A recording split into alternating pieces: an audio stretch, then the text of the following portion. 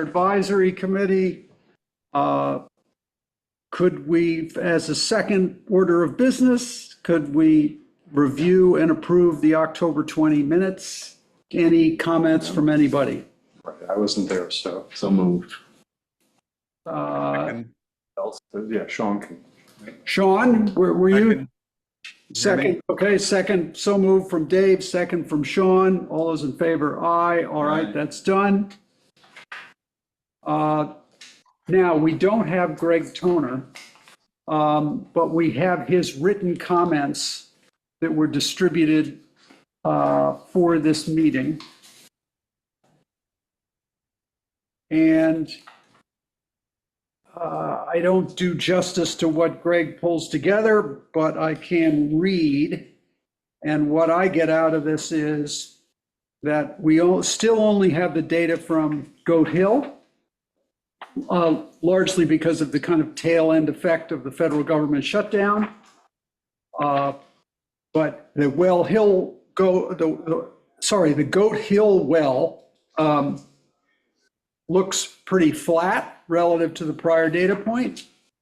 And then with regard to the regional declarations, the drought early warning system has substantially reduced the area that is subject to moderate drought, and it has become abnormally dry rather than moderate drought. Abnormally dry is better than moderate drought. And the precipitation in October was pretty close to normal. So I'm going to take from that we should leave things as they are. We're in a holding pattern. We're in a holding pattern. Is everybody okay with that? Yep. Sean, you're okay with that? Agreed. Okay, so our process is to have a motion, and I'll make the motion that we remain requesting voluntary water restrictions, given that we do not have a complete data set, but the data set we have indicates either no change in current conditions or moderate improvement. Second that motion. Okay, made it second from Sean. All those in favor? Any comments? The only comment I would make is, in addition, if historical patterns hold up, we should see ourselves moving into the upswing in the next 2 months or years. Yeah, okay. All right, so that's item number 3. Item number 4, do we have Joe Fenora online? No. Okay, he had indicated to me that he was planning to be online, so maybe he will come to us later. So let's leave 4 and 5 move those to the tail end of the meeting in case he comes. I'll give him a text as well. Okay, thanks. But in the meantime, let's go to 6, which is an update from Yeah, Dan Williams, the high school biology teacher, is on personal leave, so our results will be delayed. Okay, how many? 60, 60. yeah. And the whole island was invited, right? To Everybody, yeah. participate? I mean, we had signs at all the traffic circles at the dump exit, which is probably the best place to have a sign. Right. And so we got 60. He has all the vials, so I don't even have the geographic distribution. Do we have, you don't have geographic No, distribution? it's on the vial. Right, Not- with the addresses. Yeah, but I didn't. Yeah, but we'd be curious to yet. see how much of that is near shore data. We will, yeah, I'm sure, yeah, that's one of the projects, one of the aspects is to plot the distance to the shoreline from the lot anonymously, and we'll see how it goes. I'm debating whether to leave the boxes out or just, I don't know. Does the town board feel that that's an intrusion to leave the That's box? fine, you can leave them. I'm thinking Yeah. that once the results come out, maybe somebody will be interested. We ordered 90 tests, so we have some excess. And if we don't use them this year, we'll bring them to the science fair or something, or the eco fair, or do something else. But I will mention that for my surgery, actually, Dan and Pio Lombardo, the engineer for Fresh Pond, and David Hoffman, who was the lead diver for the Long Island Dive Association doing the dives in Fresh Pond, had a meeting. And we agreed that actually, given the amount of citizen science we've already been doing, and given the amount of science that we expect the engineers to be doing very shortly in the spring as we get ramping up on the long-term remediation of Fresh Pond, that we didn't actually need to, it wasn't so urgent that we do citizen science testing with the high school students for this round. The divers are going to keep coming back to Fresh Pond probably twice a year, so we'll probably have another dive in the spring. But there was a lot of interest in sort of a lake water aquifer education program. And Pio actually volunteered to come speak and address the high school kids. And I would do so as well, given the amount of background I now have and how the lake interacts with the aquifer and the estuaries downstream. So. Okay, and I had another. the next, Question on you this. have another, before you leave that part of No, it? before we leave this Okay. agenda item. Yeah, that's what this is maybe the next item that we could launch. Okay, before we launch a new item. Well, I don't know if it's new, I just want to Okay. hand it out. However you want to run it. Is it, would it be useful or welcome to ask some of the high school students who are doing this Oh, yeah. analysis and also drawing whatever conclusions they can from the data to come to one of these meetings? Dan volunteered that aspect, yes. Okay, so would that be for the December meeting? Let's see how the results. Okay, but I think that would be. Oh, great. yeah, and Okay, that was part of the plan all along. right, so, See how quickly they can get the results and plot some yep, analysis on it. see what conclusions can be Yeah. drawn. Okay? Now, with regard to what you just handed out. Yeah, if we wanted to, for next year, maybe do a nitrate test similar. Yeah, we've used these strips or similar at the Green Expo in past years to sample people's There you go. water, and it's instructive. I mean, it's kind of, some people come away with an alarming result, and so. Yeah, get some interest. It's interesting if you, I looked at two websites. If you go to Fisher Scientific, the cost is $50. Yeah, on Amazon, you can get them. You gotta watch where you buy them. But anyway, that's just another one. If we publicize it island-wide again, for the, lawn signs and things. Yeah, it actually, these tests were, over the years made me aware that my house, my neighbor's house, my parents' house, we're all in the 7 or 8 milligram range for nitrogen. Yeah. So, So these tests are sufficiently, the readout is sufficiently incremental to be able to kind of catch you so that you can see Below the 10, down 10 below the ppm 10, but limit, above the 2 or so expected background level. oh yeah, you match the colors, Yeah. like a pregnancy strip test. yeah, we can't hand out the strips. Well, you can't to be a the little people. bit pregnant, but the point is that the intensity of the color tells you where you are. Yeah, I And- use those. Yeah, okay. And you can pretty much, I mean, I could tell that it was, somewhere close to 7. Got it, okay, Yeah, all right. so anyway. For next year. And these are about $1 a piece. Yeah. little over. Do those come in a case of 25 or a case of 50? Like, is it 25 or 50? 25. 25 strips in a bottle. All right, I have ones I use, it comes 50 to bottle, but it's ranges, it's like 0 to 2, 2 to 5, 5 to That's what this 10, is. that's what that is, okay. Who do you use? Ake? Or whatever it is? I have to look, Yeah. Yes. But but I'll share with you. Yeah. to see, yeah. let's get the salt water out of the way first. Okay, and let's get those, and let's encourage them to come report to us. Yeah. It'd be nice if we could get a summer project for a kid or two. Yeah, I don't know, I'm thinking about you can also plan to start advertising just before summer kicks in again.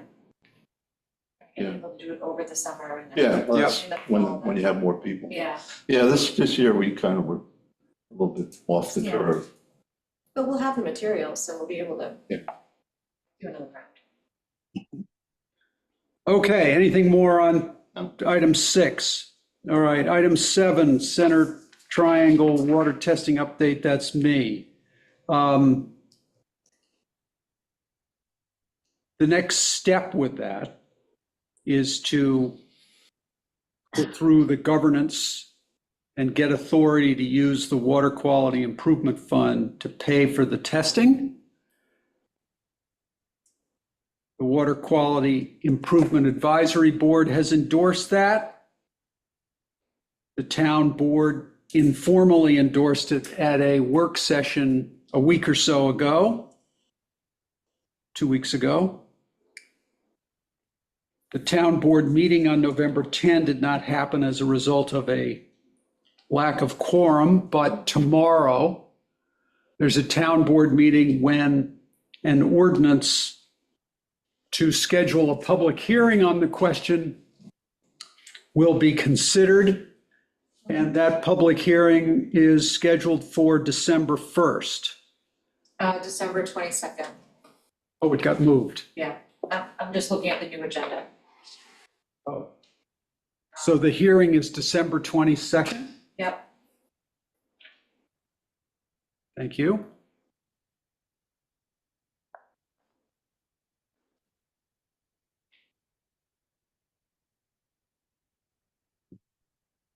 And the ordinance could either be approved that night, depending on the degree of public input, or at a subsequent meeting. right,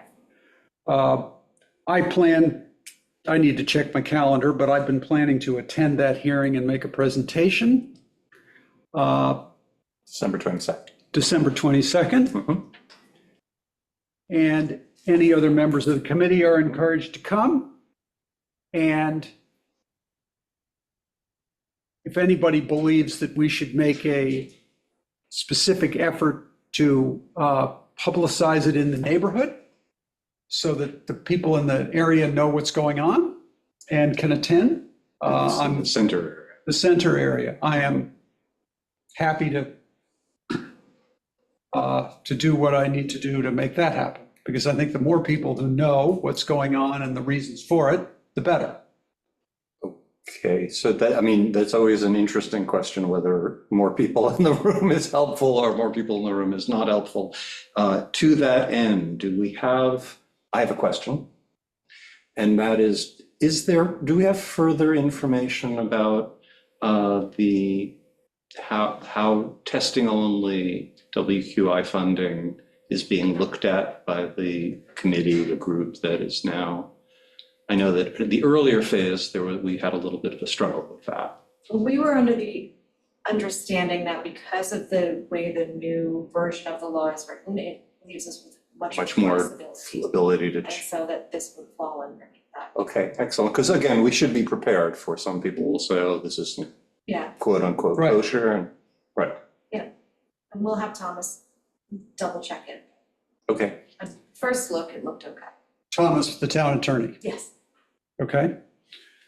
But if there are any efforts that you recommend we undertake to publicize it in the neighborhood, get people here, I'm happy to undertake them. Okay?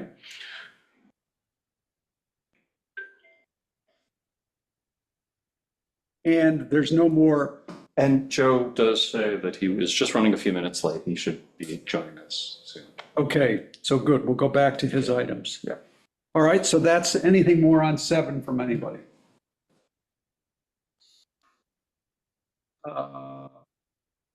Let's go, Peter, to item number 9, disposal of pharmaceuticals. Yeah. So, and I actually had a conversation with the pharmacist at Sag Harbor Friday and today. So we're left, without a pharmacy, we're also left without a pharmacy drop box for pharmaceuticals. One of the things that Lisa Shaw had been very active about was public education about disposal of your pharmaceuticals. Obviously, our worst case scenario, there are 2 worst case scenarios. One is somebody decides, well, the way to get rid of their drugs is to dump them down the toilet. The other is misuse of drugs that have been left over from somebody, somebody having surgery. I'm curious whether has been any thought within the town. I know we're thinking about how can we get a pharmacy on island, but the related but separate question is, could we get a pharmacy drop box somewhere? There is one at the police department. Yes, so that's So- one option that people have is the police department. I'm not sure if everybody will be comfortable with police department as their option.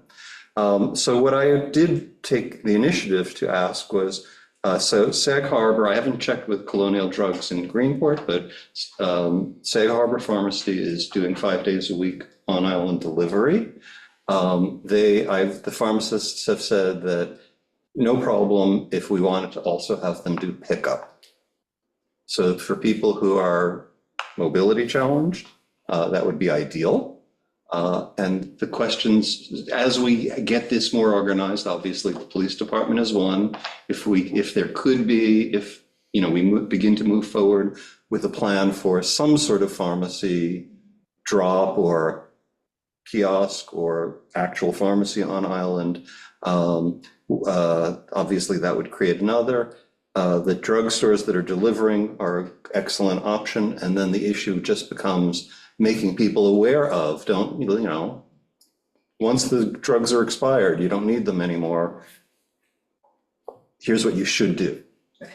The police department also has disposal bags specifically for medications. And they have carbon in them. So what you do is you dump your medications in, put water in it and seal it, and the carbon neutralizes what's in there, and then you can throw them away. So I can talk to the police department about seeing if we can get a supply here to give out to That would people be if they another approach. need them. So the idea is the carbon neutralizes it and then it's okay to go to landfill? Mhm.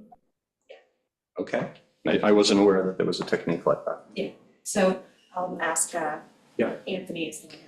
Yeah, and then in the months to come, we should think about, as we're organized with this, some sort of, I know Lisa had put signs all over, including at the dump. So we might want to revisit recreating those for the new procedures. It's like activated charcoal in my head, Mhm. requirements. Mhm. You know what I'm saying? The filter. We could put them on. If I may, Yeah, Sean. Yes, Sean? Peter, were you able to discern what at all where are drop boxes permitted? Is it really only like police stations and pharmacies, or like what is the? Yeah, I think that there is well, Lisa had told me that she had looked into having it at the dump, and that the problem was you would have to have a police presence. Yeah, they have to be regulated, because of the types of medications that people can drop off. It has to be a secure location that's monitored, so the police department would be one, a pharmacy, because you have a pharmacist there would be another, so the regulations are very specific as to where you can and cannot have them. And the pharmacies, both in Greenport presumably, but certainly in Sag Harbor, have their drop boxes. Yeah. So if you're going, no problem, but. How does the police department dispose of what it gets? Do we know?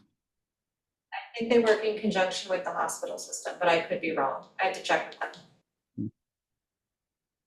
Once the medicine's in the activated charcoal, Yeah, they have a way of Nurse. disposing of it, yeah, you don't have to worry about right. it. Yeah, so that's, that sounds like the best. It also sounds a little too magical for my taste, you know. Yeah, So, yeah. Seems cool, but yeah. So can you own this Sure. under the category of good work gets more work? Yeah. Yeah, exactly. But now that Now I'm ready for work. you're ambulatory, fully Yeah, no, ambulatory, I'm well, delighted to be able to Okay. kick in now. all right, fine, See great. if we can knock you back off your feet, Peter. I will say that having missed much of November, I will go back to recording rainfall starting December 1. So Okay. we'll get I full on there. can always back you up on Yeah, that. no, At least, I at realize that. least when it's not freezing. Right. All right, let's skip over the budget update because that depends on all these matters that Joe is going to report on.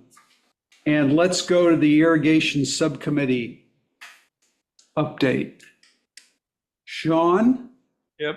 Well, we're not going to use up a lot of time. I think at the last meeting of the Water Advisory Committee, the update was simply that we were working on scheduling something with landscapers and irrigation contractors to try to sit down with them and get their input. And then the next stage would be to start tangibly trying to make some decisions of outlining changes to the code. I think as a result of elections and all the other things keeping folks busy, that has not happened as of yet, but I think it's in the works. So I guess, Meg, I don't know if you think it's hopefully realistic to get that done before year end and the holidays, and then we can start off the year looking at the code. Yep. Well, so does that start with first scheduling when we can have a meeting? Yes. Yeah. So, okay. We'll be sending that You'll out, send yeah. the usual Mary schedule. Ellen and I put together a list of all the contractors that the building department has on file who work in irrigation or landscaping. So with that list and the list of some of the people who were here, I'm gonna add them in and see what days they're available, what days we're all available, and then we'll schedule a date from them. I'm hoping like early December. I just want to say, I think this is super important step. Getting the goodwill and positive engagement between us and the landscapers and contractors is critical to the success of an irrigation proposal. And in the interest of transparency, which is, Sure, of course. should be one of our guiding principles. Okay, so that's again, watch this space. I will keep this on the agenda as an update item. Okay, Sean? Thanks. Sure. Now, Do we have something else, or are we really needing Joe? okay, so no, we can do our 2026 meeting dates. Which are attached to your pack. Are you, I may have an issue with August 17. I was just gonna say, can I ask you if that was is that the week you're going away, or was it the following week? I've got to find out, I've got a text. And the only thing, just to point out, is January and February are delayed a little bit because of the holidays that happen both those Mondays. Right, So everything else should be what you guys do regularly. okay, You move closer to the middle of the month, just after the middle of the month after that, right? right. All right, so do these get adopted? How does this, what happens procedurally, So I Jessica? would give them to Amber, who's been working on the town board schedule. And essentially, none of your meetings should coincide, everything should be fine. So yes, everything would be adopted as a final calendar when everything is put into place.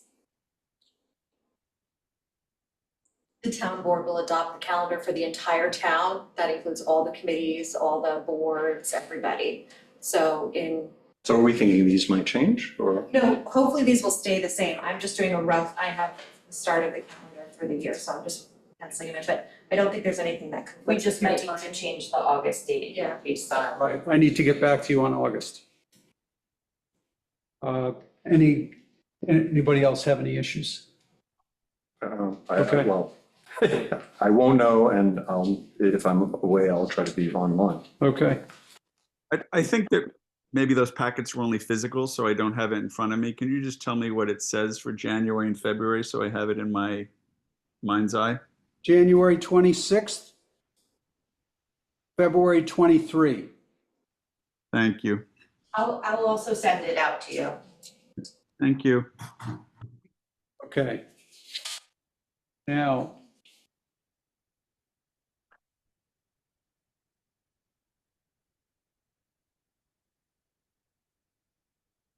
all right, we still don't have Joe. So let's go to the budget update. Item number 10. Very quickly, the large unknown relates to the update of the USGS 10-year baseline study. Remember, the cost of that was 8 times what it was 10 years ago. And at the last meeting, we were all wondering why. And there were some tentative answers, like adding more analytes or contaminants to assess. The well count was slightly different. And the USGS's review of the results was different. And then we also somewhat speculated that USGS is under budgetary pressures, and its pricing of this kind of work to its clients may reflect an effort to increase their revenue. So we don't really know. And where we landed, and which I agree with, is that we're unwilling to propose the 2026 number, which was about 69,000, as I recall, for the budget, either for the taxpayer-supported general fund or for the water quality improvement fund monies, because we really didn't understand the basis of all the pricing. And so we wanted to make sure that we understood the scope and we understood the pricing before we recommended that.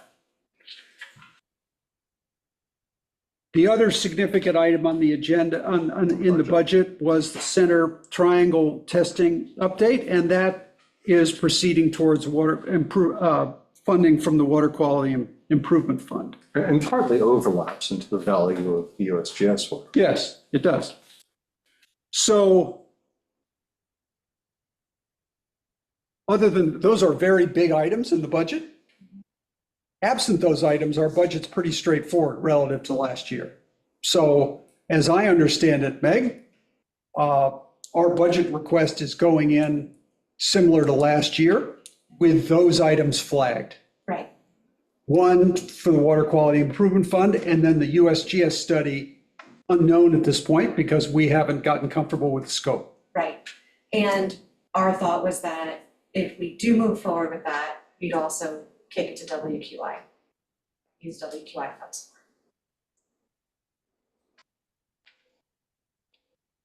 That's above my pay grade, but if that's, That was the thinking of the board, which is why that's Yeah. fine. But But is there a timing question around, well, there are several timing questions in my mind, one being government reopened. Do we have we had any contact yet with the USGS around when they could possibly now reconvene with us? I guess this is jumping the gun on maybe what Joe knows. that's the question for Joe, because he was to get to the USGS and invite them to participate in one of these meetings by Zoom. Well, so just as, and again, this may be unnecessary because it's, we maybe will have all the information we need quickly, but maybe not. I would prefer, I mean, it's not a horrible thing if the 10-year baseline study became an 11-year baseline study, if this was in next year. Right. More important would be to get to stick with the idea of comparable data at approximately decade-long intervals. Yes. So that we see, are things getting worse, better, or staying the same? No, it's very important we do this. Right. It's very important that this be done. Right. So In some fashion. our discussion of the scope and the cost is around those two items, not whether it should be done. Right. Okay, so the takeaway from this is, yes, scrutinize the scope and cost. And here.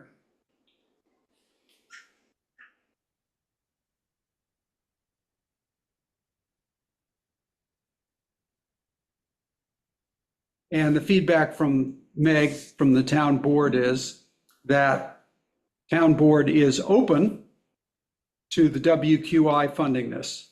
Yes.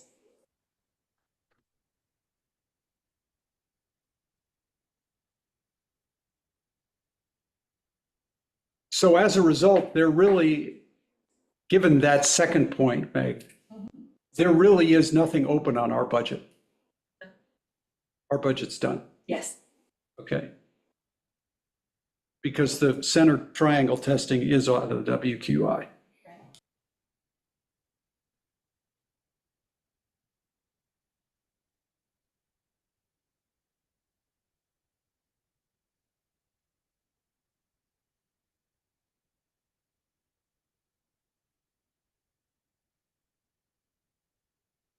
Okay.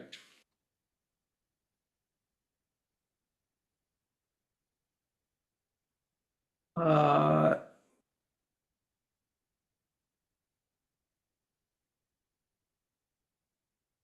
Absent Joe, that's kind of where we are. Yeah, no, I hate to get, I mean, there's more for us to discuss about the USGS, and it may all be not pertinent once he weighs in. But Dave and I did have a separate offline conversation about the USGS testing, and along This is the 10-year? the 10-year USGS testing. And among the things that we kind of came to was the data is in many ways more important to us than the analytical work. Having the data points, knowing, that are comparable, as I said to before. So among the areas that, it is, one of the things that the USGS said about the analytical work was that 2 data points don't make a trend. And so it may be that the analytical work belongs in the 3rd decade. Their published report about what this data says, rather than in the 2nd decade. So I'm wondering whether the 28-29 section of their proposal could be something that's optional at this point, not something that's part of the package now. Just having the data, we are more sophisticated than we were 10 years ago. And so, we can look at the exact same analytes and say, oh, this is worse, this is better. The only ones that we won't have a point of reference for are PFAS compounds. And I guess 1,4-dioxane wasn't tested back then either. So the 2 that we're adding will only have the 1 data point. But, nitrogen in the same locations, in the same wells, it will be meaningful to us if it goes from 7 to 10 or 7 to 5. So having the data points is the more important part of their package.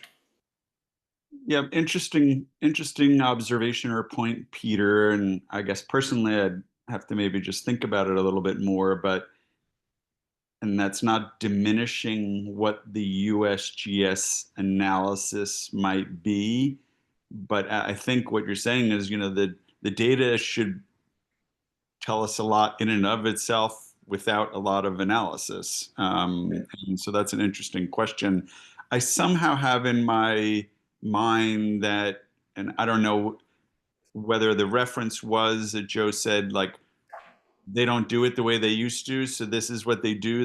They want like peer analysis, and they want the whole report, and they want, you know, published and whatever. So I don't, who knows whether, It's less interesting to them without that piece. yeah, who knows whether they would, you know, kind of thing. And then if you start going that route, I think then you start, you know, to some degree saying, well, if we're just doing testing, can we find a reliable, well, I guess we can't access their wells, but, you know, probably, so, you know, to do it ourselves. So, but, you know, you kind of jump back to different iterations there.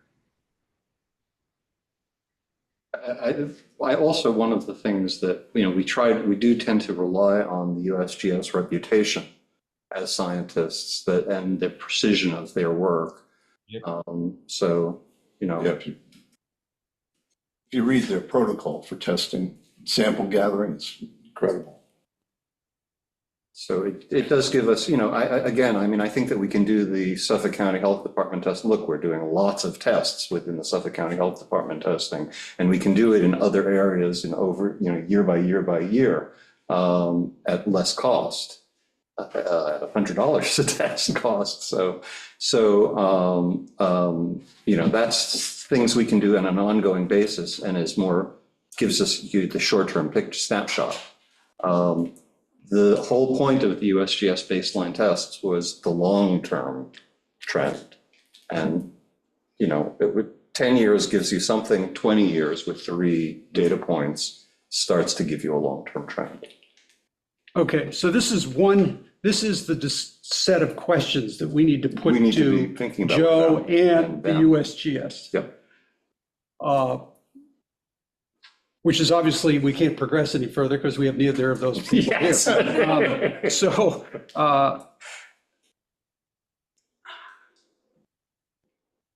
I'm not. also, are you, okay. All right, so, I These are don't, also, yeah, you Sean, have- go ahead.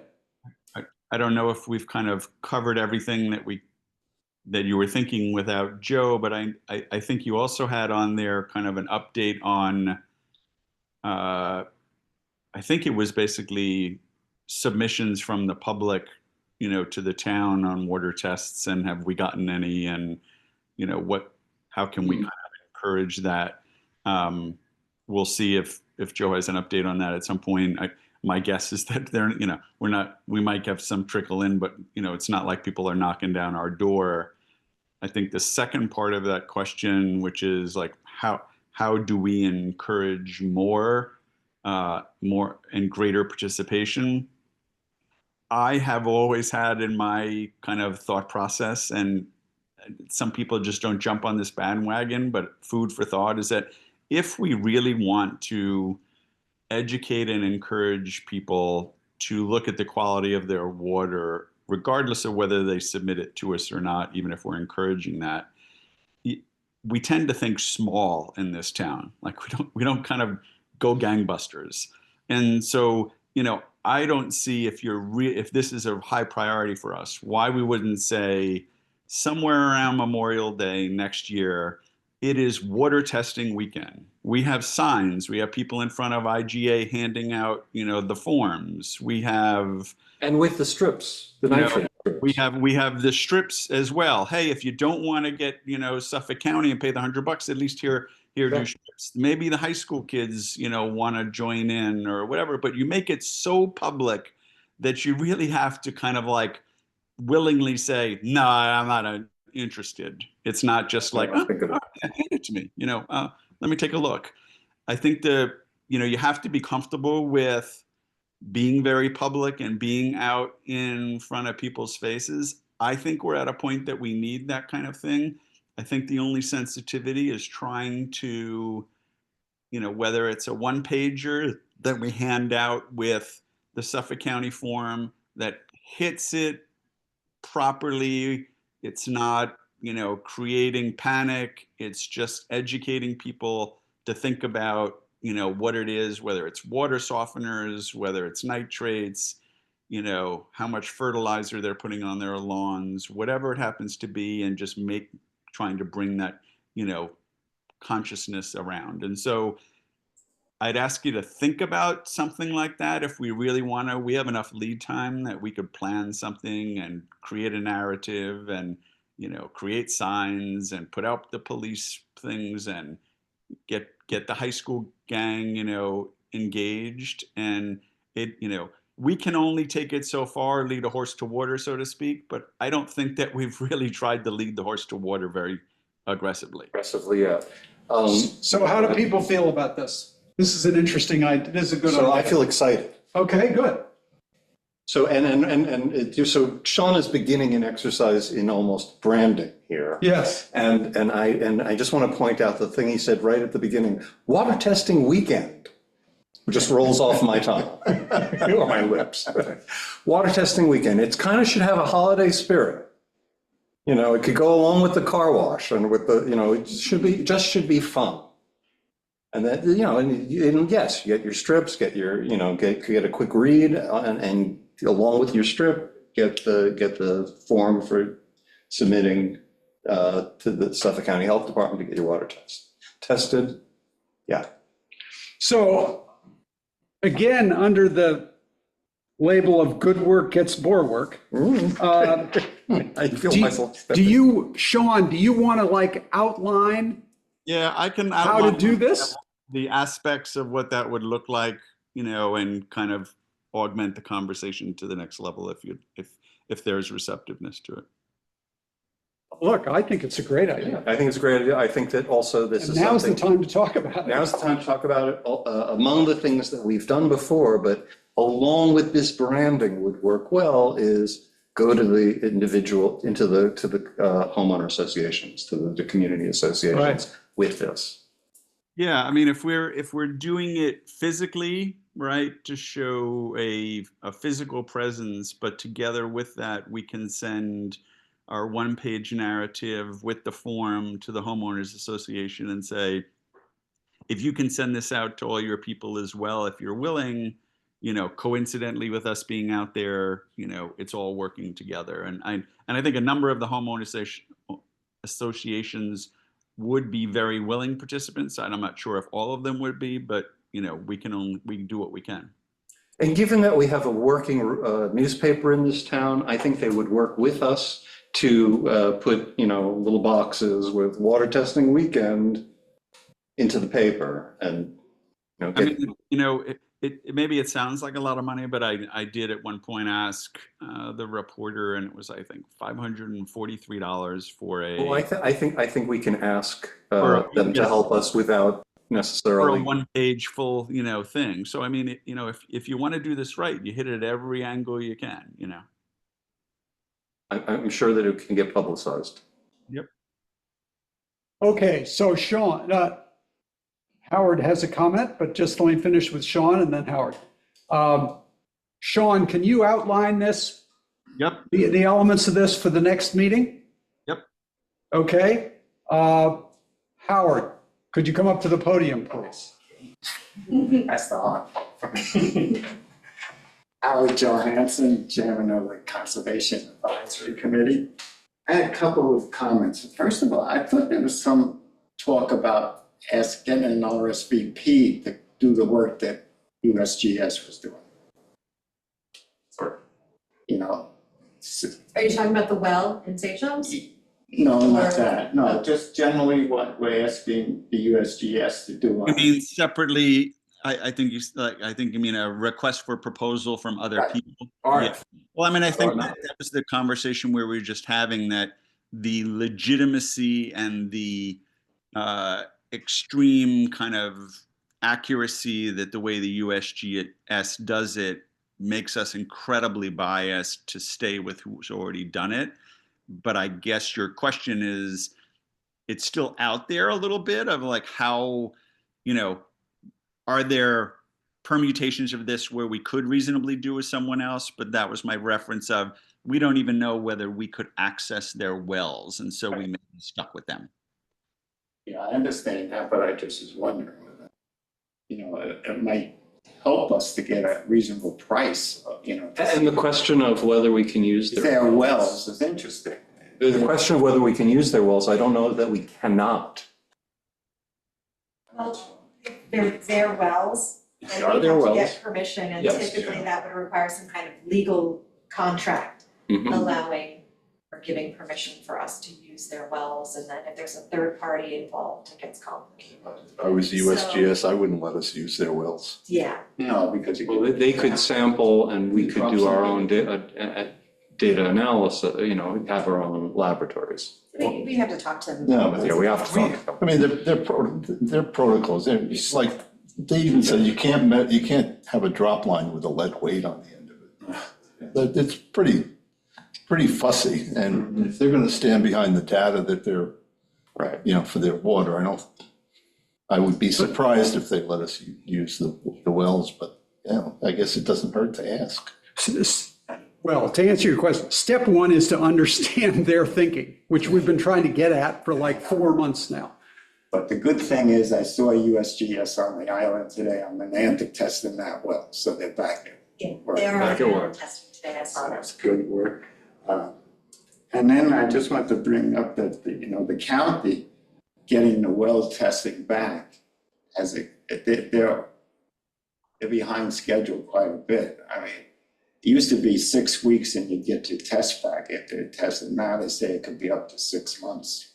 So, when you're waiting for this, Right. you just have to think ahead of time. So I just want to bring that up to you, our high school's not so bad. So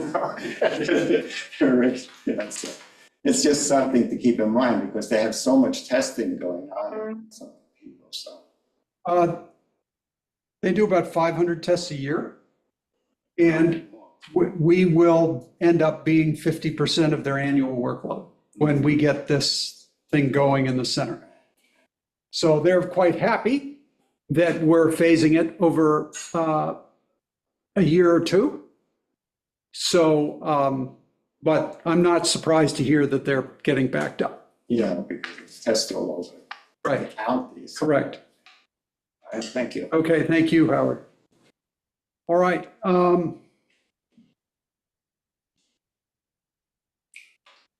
I don't have anything more, and I think that I could ask Joe if we should wait for him.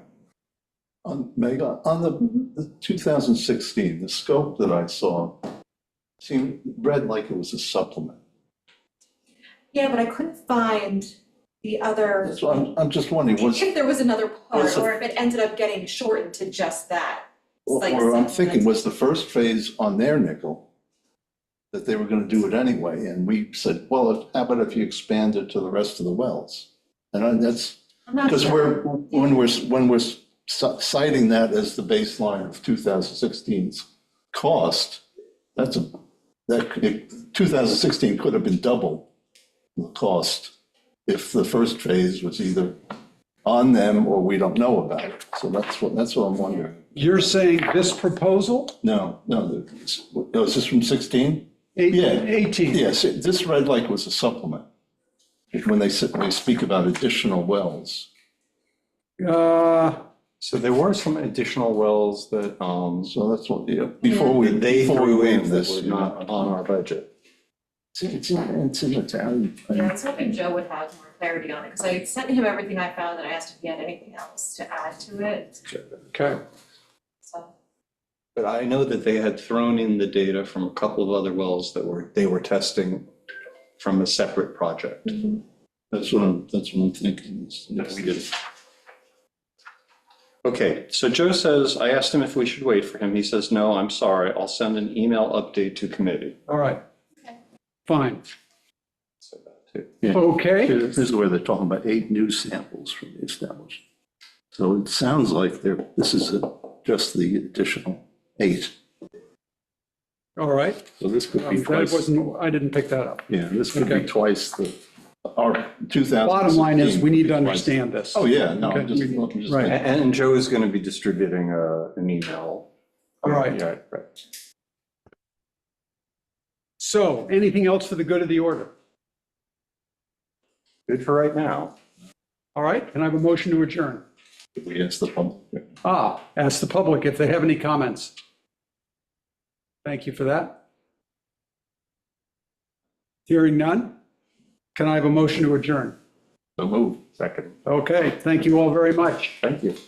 Thank you. Thanks.